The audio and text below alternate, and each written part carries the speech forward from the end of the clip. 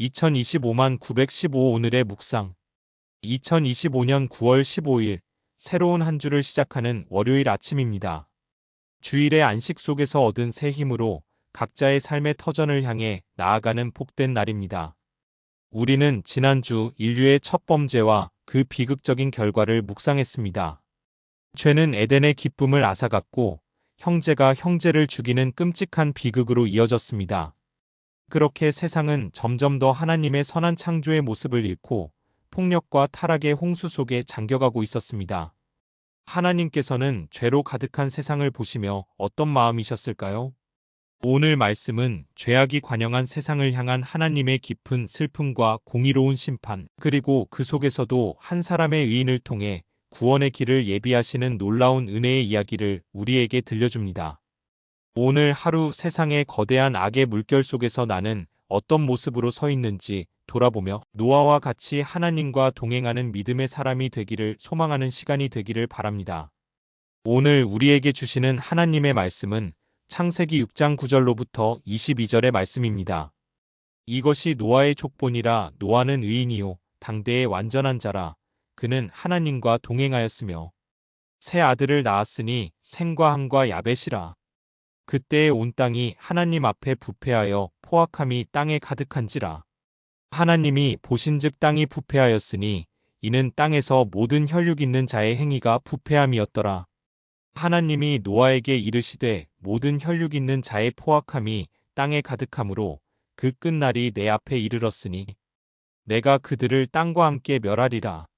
너는 고페르 나무로 너를 위하여 방주를 만들되 그 안에 칸들을 막고 역청을 그 안팎에 칠하라. 노아가 그와 같이 하여 하나님이 자기에게 명하신 대로 다 준행하였더라. 성경은 노아의 시대를 온 땅이 하나님 앞에 부패하여 포악함이 땅에 가득한 때였다고 진단합니다. 부패하다는 것은 썩어서 본래의 형체를 잃어버린 상태를, 포악함, 타인의 것을 폭력적으로 빼앗고 짓밟는 무자비한 상태를 의미합니다. 하나님의 형상대로 지음받은 인간이 이제는 서로를 해치는 짐승과 같이 변해버린 것입니다. 하나님의 마음은 슬픔과 한탄으로 가득 찼고 마침내 홍수로 세상을 심판하시기로 결정하십니다. 그러나 바로 그 절망적인 시대 한가운데 하나님께서는 한 사람, 노아를 주목하십니다. 9절은 노아를 세 가지로 묘사합니다. 그는 의인이요 당대의 완전한 자이며 하나님과 동행한 자였습니다. 의인, 죄가 하나도 없는 완벽한 사람이란 뜻이 아닙니다. 이 단어의 핵심 의미는 관계에 있습니다. 하나님과의 관계, 그리고 이웃과의 관계가 올바른 사람이라는 뜻입니다. 또한 완전한 자에는 흠이 없다는 뜻을 넘어 마음이 나뉘지 않고 온전히 하나님께로 향해 있는 진실한 사람을 의미합니다. 그는 온 세상이 하나님을 등지고 떠나갈 때 홀로 하나님과 같은 방향을 바라보며 친밀하게 교제하는 동행의 삶을 살았던 것입니다. 하나님께서는 이 한 사람의 의인을 통해 인류를 구원할 계획을 세우시고 그에게 구체적인 구원의 방법, 방주를 만들라고 명령하십니다. 방주의 재료, 길이와 너비와 높이, 구조와 문과 창의 위치, 그리고 역청을 칠하는 것까지 하나님께서는 구원의 모든 계획을 세밀하게 알려주십니다.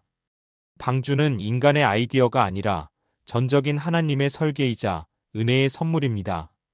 이 엄청난 명령 앞에서 노아는 어떻게 반응했을까요? 비 한 방울 오지 않는 시대에 거대한 배를 만드는 것은 세상 사람들의 조롱거리가 되기에 충분했습니다. 그러나 22절은 그의 순종을 이렇게 간결하게 요약합니다. 노아가 그와 같이 하여 하나님이 자기에게 명하신 대로 다 준행하였더라. 그의 순종에는 질문이나 타협, 지체함이 없었습니다. 그는 하나님의 말씀을 100% 신뢰하고 그대로 다행했습니다. 첫째, 나는 이 부패한 시대 속에서 어떤 모습으로 서 있습니까? 노아의 시대와 오늘날의 시대는 놀랍도록 닮아 있습니다. 세상은 여전히 포악함과 음란, 탐욕으로 가득 차 있습니다. 이러한 세상의 거대한 흐름 속에서 나는 휩쓸려 떠내려가고 있습니까? 아니면 노아처럼 세상의 흐름을 거슬러 올라가며 하나님과 동행하는 삶을 살고 있습니까? 오늘 하루 세상의 가치관을 따르지 않고 구별된 의인이요 진실한 자로 살아가기로 결단합시다. 홀로 남겨진 것 같은 외로움이 찾아올 때 온 세상보다 더 크신 하나님께서 나와 함께 동행하고 계심을 기억하십시오. 둘째, 나의 삶은 방주 안에 있습니까? 방주는 심판의 홍수로부터 생명을 보존하는 유일한 구원의 장소였습니다. 신약 성경은 이 방주가 바로 예수 그리스도를 예표한다고 가르칩니다. 세상의 모든 죄와 심판으로부터 우리를 구원하시는 유일한 피난처는 오직 예수 그리스도 한 분밖에 없습니다.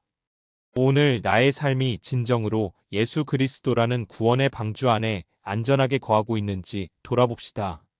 머리로만 아는 신앙이 아니라 나의 온 인격과 삶을 주님께 온전히 의탁하고 그분 안에서 참된 평안과 구원의 확신을 누리는 하루가 되기를 바랍니다. 셋째, 나는 하나님의 명령에 다 준행하는 순종을 드리고 있습니까?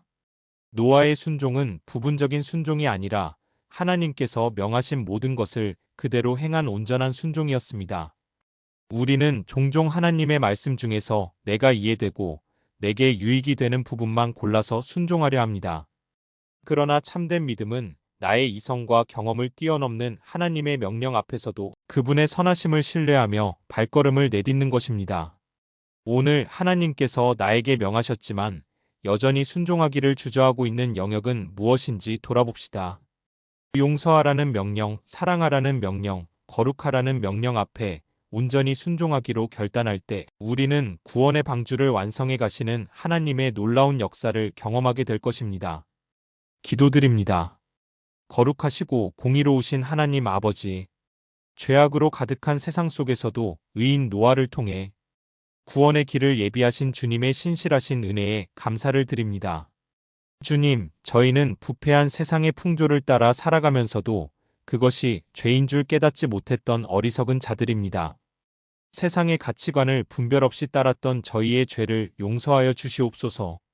이제부터는 세상의 흐름을 거슬러 오직 주님과만 동행하는 거룩한 믿음의 사람으로 살아가게 하여 주시옵소서.